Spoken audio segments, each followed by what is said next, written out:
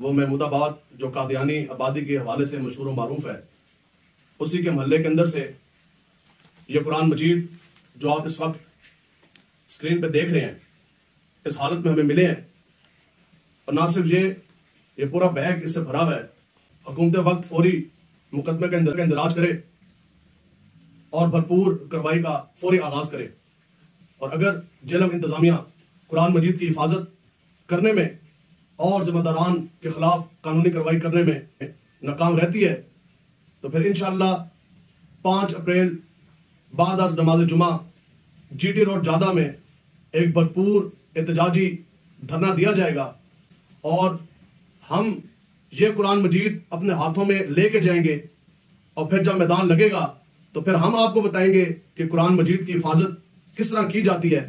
لہٰذا اس مسئلے کی حساسیت کو سمجھیں، جو بھی اس کے ذمہ داران ہیں پھر فور ان کو گرفتار کریں. عوام الناس کے لیے یہ پیغام ہے کہ اٹھو، اس قرآن مجید کی عزت کے لیے اٹھو، اس قرآن مجید کی حفاظت کے لیے.